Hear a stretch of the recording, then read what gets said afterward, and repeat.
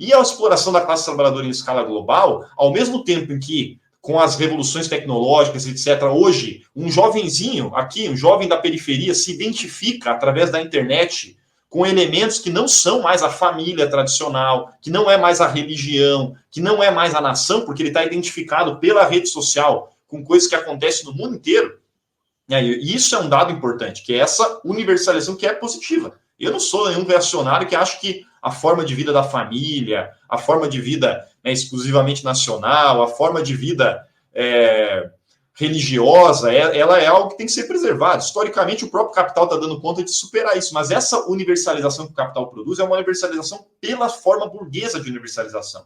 E isso faz com que os trabalhadores no mundo inteiro estejam submetidos à concorrência com essas novas frações da classe trabalhadora, que não é qualquer coisa. São bilhões de chineses, indianos, vietnamitas, que deixaram formas de vida similares ao campesinato, não ao campesinato, mas formas de vida rural, e foram para os grandes centros urbanos. A China, você vai ver o que é a China, são centros urbanos que nos últimos 30 anos surgiram, do nada. Pequenas aldeias que tinham alguns milhares de habitantes, do nada, são grandes cidades com milhões de habitantes. Proletários. Então, essa concorrência em escala internacional acabou com a base de sustentação, Anderson, daquela aristocracia operária estadunidense, francesa, alemã, que se associou com o chauvinismo nacional. Então, os projetos nacionais foram de associação entre o proletariado, parcela, e aí eu concordo com o Eribaldo, aquela parcela branca, né, da aristocracia operária que se beneficiou dessa aliança com o Estado burguês nos seus projetos nacionais,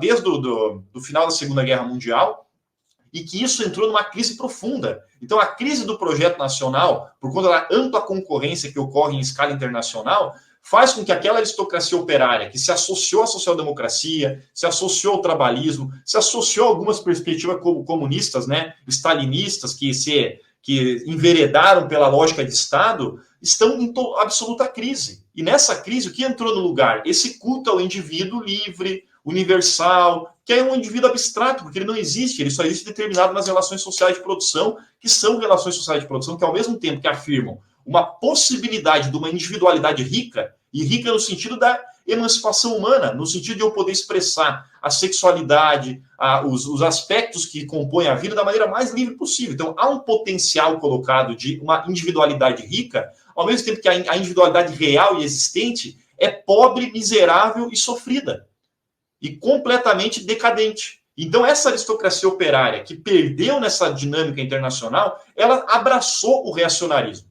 como uma forma daquele símbolo. Então, toda a luta... Daí eu discordo com o Eribaldo que qualquer luta simbólica, ela... Não sei se eu discordo, mas assim, não estou dizendo que qualquer luta simbólica não necessariamente é progressiva. A luta simbólica desses operários, da velha aristocracia operária, em defesa da família, em defesa do American Way of Life, em defesa dos seus valores tradicionais, é uma luta simbólica.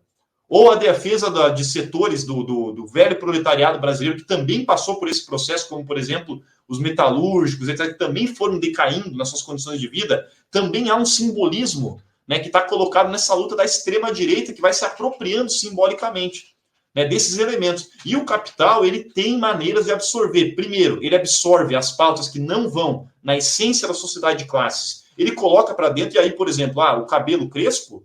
Bom, a propaganda, a publicidade hoje é só assistir. Né? O cabelo crespo hoje é quase que mainstream.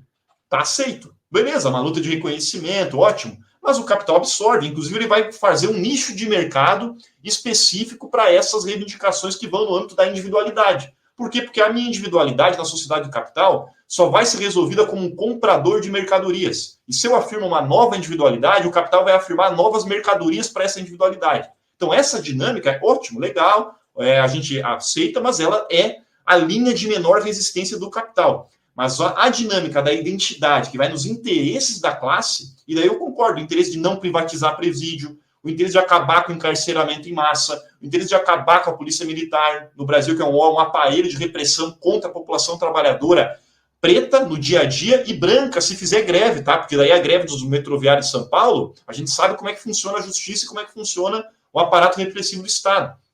Então, no sentido objetivo dos interesses reais da classe trabalhadora, que a gente daí tem várias particularidades, acho que é fundamental a gente travar essa luta.